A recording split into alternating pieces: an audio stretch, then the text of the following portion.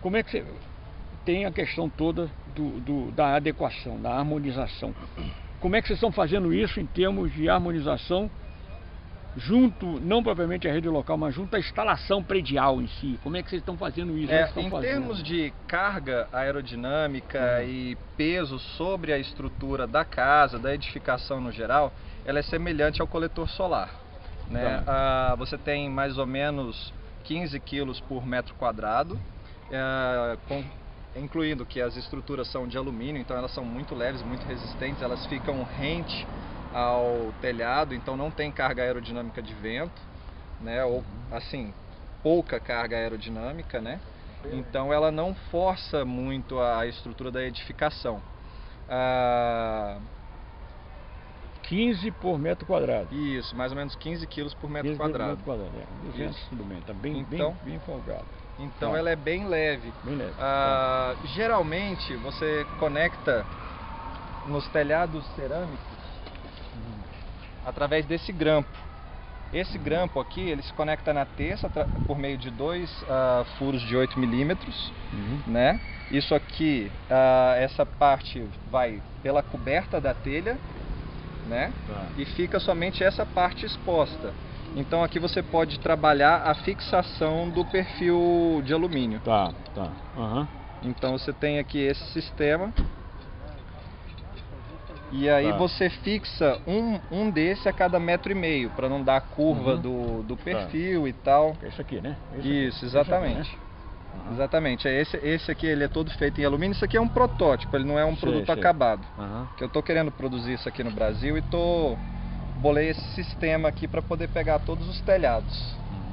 Né? Então a gente pode regular a altura para que tenha da terça até a coberta a altura adequada para que a telha não fique elevada, não entre água, né?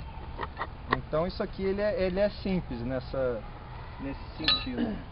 O material que você usa aqui, o material utilizado, efetivamente, tudo bem, isso aqui é alumínio, né?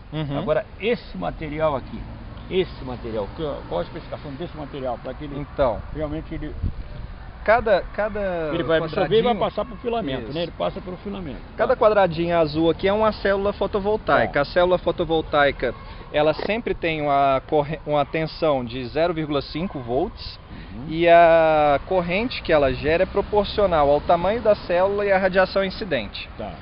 Aqui você tem um sanduíche de pouco mais de 5 milímetros, que consiste num vidro de alta penetração para que a radiação chegue na célula, um vidro de 3 milímetros, resistente a impactos, a granizo, com testes de pressão.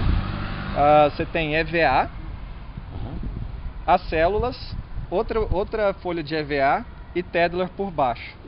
E isso é termoprensado, né, formando uma camada que... Bem quente mesmo, hein? No caso aqui ele está quente porque está acontecendo um efeito fotovoltaico aqui dentro da célula. Então nós estamos aqui a 30 graus, a célula aqui na junção PN dela, que é onde acontece a mágica, deve estar nos 70 graus. Então você não consegue encostar aqui durante muito tempo, né? E aí esse módulo ele produz energia em corrente contínua.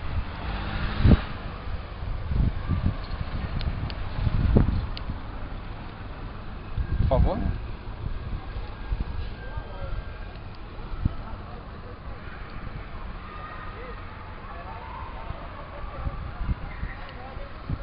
Olha lá, ele produz 32,6 volts em corrente contínua.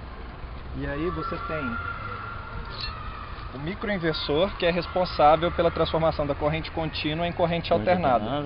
No caso pode ser um microinversor ou um inversor centralizado. A diferença é que esse aqui pega um microinversor para cada módulo, e o inversor central você tem vários módulos conectados em série ou também em paralelo, né? E a função básica é transformar a corrente contínua em corrente alternada, de modo que ela possa ser usada na rede.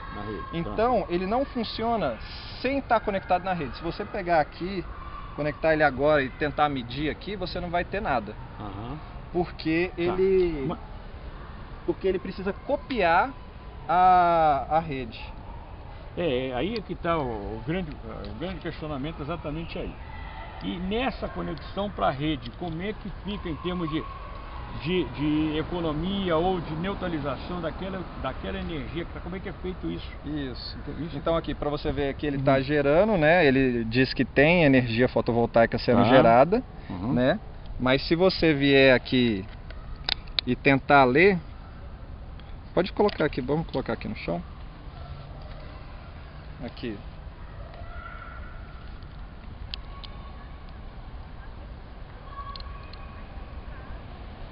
Olha lá, ele não gera. Mas por que não gera? Tem tipo Ele não gera porque ele não sabe como está a onda.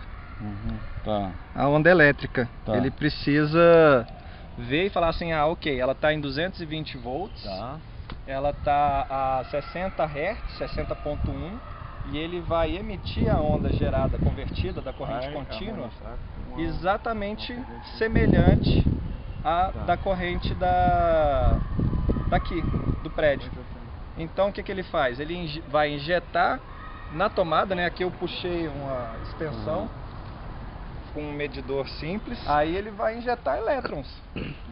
Da mesma forma que você está puxando elétrons da concessionária, ele está injetando elétrons. E aí ele cai na ligação e vai para o computador. Nessa ida nesse encaminhamento dos elétrons, você está, digamos assim, não desligando, mas não utilizando aquela energia que é, entendeu? Não haver conflito porque realmente vai se somar. Isso. Mas de que maneira você abate isso em termos de relógio, em termos de medição? Lá. Em termos de medição. No medidor. Você entendeu? Entendi. É porque assim, você está lá com a carga puxando. Tá puxando normalmente. A medida, eu vou introduzir. Você vai introduzir, é como se você estivesse desligando um aparelho. Né? Então você desligou ali o aparelho, o medidor começa a girar um pouco mais devagar. E é o mesmo efeito. É como se você estivesse desligando um micro-ondas. Vamos supor, a gente está com...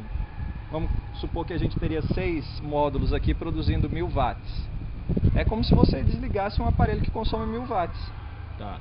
Mas aí, justamente para poder ter esse sistema conectado na distribuidora e gerando no dia a dia, você precisa adequar o sistema de medição, que é o que as distribuidoras pedem.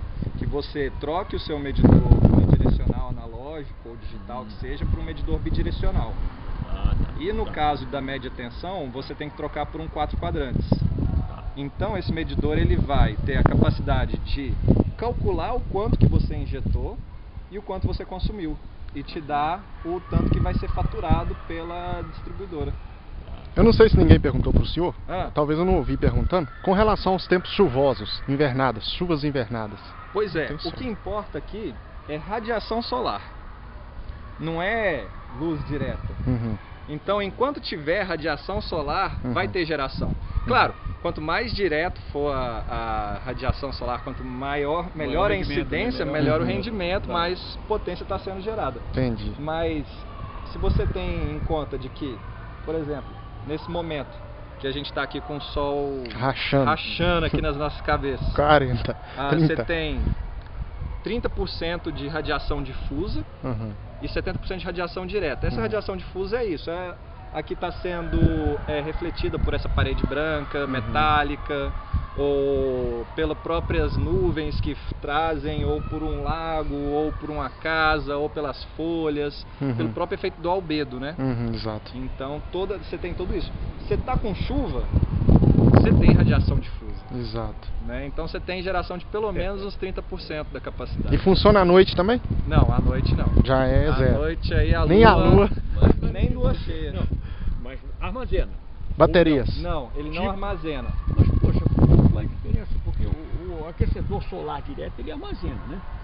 Tem uma capacidade de armazenamento. O aquecedor ele armazena em baterias. Em bateria, mesmo que ele armazene em bateria, mas ele armazena. Não, o aquecedor de água, ele armazena em forma de energia térmica.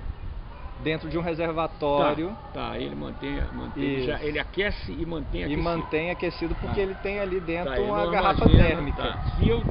Esse aqui não, esse aqui o objetivo é você gerar o máximo de energia possível durante o dia né? Então, vamos supor, você está gerando aqui numa casa padrão, você está gerando 3.000 watts durante o dia, só que a pessoa está fora de casa, está fazendo seus afazeres, trabalhando, não sei o que, tem só a geladeira ligada.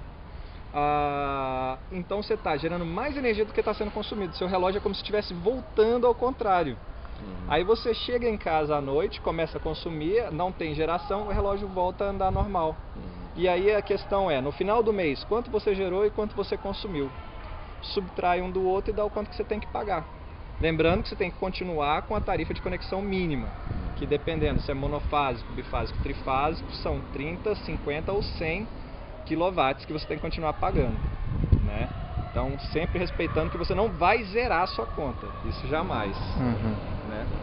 E como é que está em termos de produtividade e realmente de resultado? Você já, por exemplo, aqui em Brasília, ou mesmo em Goiânia, vocês já chegaram não digo que você disse, não está produzindo em escala, está ainda em escala experimental, mas já tem alguma constatação em algum prédio, você, digamos, está fazendo piloto nesse mês, rendeu isso, você tem alguma coisa já nisso constatado? Eu tenho um piloto na minha casa, que é justamente o que eu estou construindo para poder mostrar para o pessoal, mostrar que funciona e tal. E aí lá tem até assim, superado as minhas expectativas, não é propaganda, não, eu fiz os cálculos, achei que ia produzir X, está produzindo 20% a mais com 6 módulos que eu instalei em cima do telhado, né? Então, é muito bom. Eu tenho os cálculos para o custo da energia da CELG, que é um pouco mais cara do que a da SEB. A SEB, se não me engano, está cobrando 35 centavos por quilowatt, 36. E a CELG cobra 45.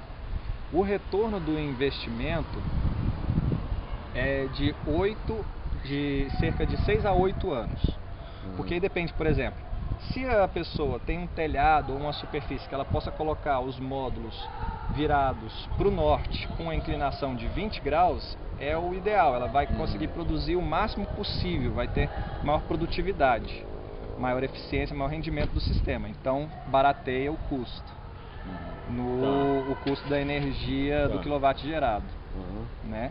E, então, assim, nas contas que nós fizemos em Goiânia é isso, de cerca de 6 a 8 anos para uma pessoa que tem um telhado em condições ideais.